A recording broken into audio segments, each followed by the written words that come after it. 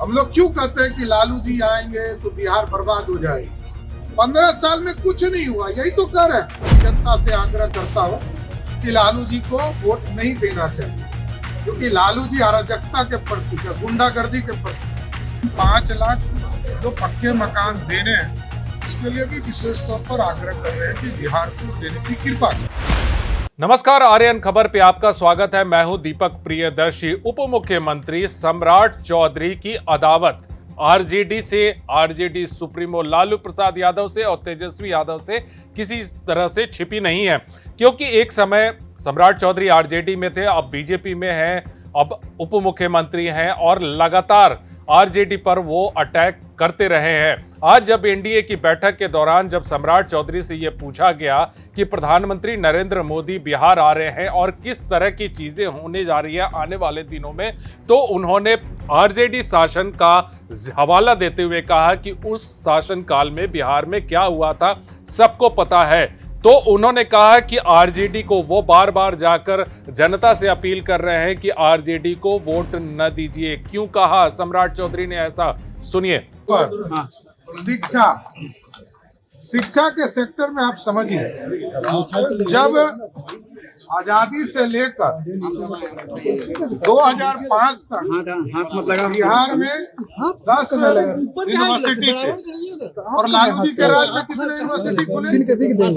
नीतीश जी का जो एनडीए का शासनकाल है 2005 से लेकर 2025 में, आपको जानकर आश्चर्य होगा, आज हमारे पास 33 यूनिवर्सिटी है।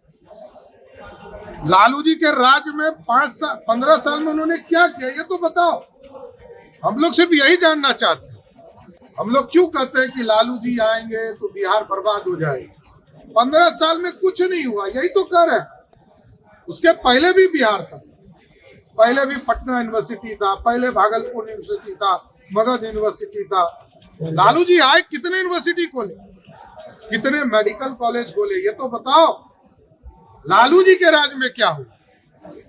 इसलिए बिहार की जनता से आग्रह करता हूं कि लालू जी को वोट नहीं देना चाहिए, क्योंकि लालू जी अराजकता के प्रतीक है, गुंडागर्दी के प्रतीक। और ना कॉलेज खोलने वाले, ना यूनिवर्सिटी खोलने वाले, ना मेडिकल कॉलेज खोलने वाले, ना बच्चों को रोजगार देने वाला। यही तो लालू जी का राज था, यही हम कर रहे हैं। नीतीश जी अपने इस 5 साल में 50 लाख लोगों को रोजगार और सरकारी नौकरी दी। पहले जितना उम्र विरोधी दल के नेता का नहीं है, उससे अधिक नीतीश जी के राज में नौकरी और रोजगार बट रहे। यही है नीतीश जी का एनडीए का शासन बिहार को समृद्धि की ओर ले जाए। और ये मैं मानता हूं, बेसिक कम्युनिटीज पहुंचाने में समय लगे, सड़क, बिजली, पानी, हम गांव गांव पहुंचाने का काम। लेकिन आगे का भविष्य बनाना है, आगे का बिहार बनाना है। 2030 में कैसा विकसित बिहार बनेगा, इसकी कल्पना के लिए बीजेपी और एनडीए को वोट देना चाहिए और नीतीश कुमार जी के नेतृत्व को वोट देना। देखिए, 24 अप्रैल को प्रधानमंत्री नरेंद्र मोदी बिहार आ रहे हैं, मधुबनी में आएंगे। राष्ट्रीय पंचायती राज दिवस है। इस मौके पर प्रधानमंत्री कई सौगात देंगे बिहार को, और उस बारे में जानकारी देते हुए कि प्रधानमंत्री के आने का क्या कार्यक्रम है और क्या होने जा रहा है, इस पर भी सम्राट चौधरी ने बताया। बिहार आ रहे हैं और उसकी तैयारी की बैठक है। पूरा एनडीए मिलकर आदरणीय प्रधानमंत्री जी के कार्यक्रम को सफल बनाने का काम, और हम लोग आदरणीय शिवराज जी से भी आग्रह करेंगे कि पिछले बार प्रधानमंत्री जी आए थे तो 8 लाख पक्के मकान बिहार के गरीबों को देने का काम किया था। इस बार भी आग्रह है कि 5 लाख हमारे लिस्ट में बचे हुए हैं, 13 लाख पक्के मकान गरीबों को देने हैं, और नया लिस्ट भी हम बनाने का काम कर रहे हैं। लेकिन 5 लाख जो पक्के मकान देने हैं, उसके लिए भी विशेष तौर पर आग्रह कर रहे हैं कि बिहार को देने की कृपा करें। चुनावी आगाज है क्या सर प्रधानमंत्री के इस आगमन के बाद? लगातार आदरणीय प्रधानमंत्री जी अभी 2 बड़े कार्यक्रम कर चुके हैं और आगे भी कई कार्यक्रम करेंगे।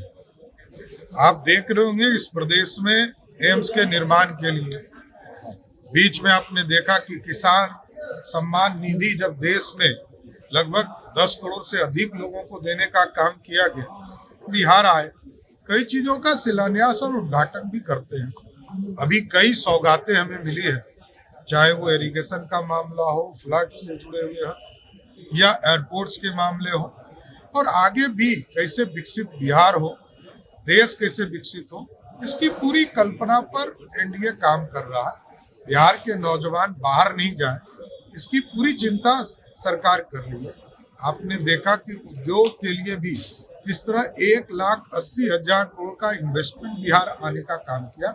इसलिए पूरी तरह प्रधानमंत्री जी का पूरा सहयोग है और लगभग 40,000 करोड़ रुपया भारत की सरकार के पीएसयू से हमने एमयू किया है। तो पूरी तरह इन्वेस्टमेंट बिहार में होगा, बिहार के लोगों को रोजगार मिलेगा और बिहार में ही रहकर अपने जीवन को यापन को करने का काम करेंगे। देखिए, राजनीति है तो राजनीति में जाहिर सी बात है कि अब 15 साल वर्सेस नीतीश शासन, यानी आरजेडी के 15 साल और नीतीश कुमार के 20 साल के शासन को कंपैरिजन कराकर देखा जाएगा। एक तरफ महागठबंधन और आरजेडी भी इसे कंपैरिजन करा रही है, तो दूसरी तरफ एनडीए भी इसे कंपैरिजन करा रही है। अब जनता यह तय करेगी कि दोनों में से कौन बेहतर है। फिलहाल इस वीडियो को देखने के लिए धन्यवाद।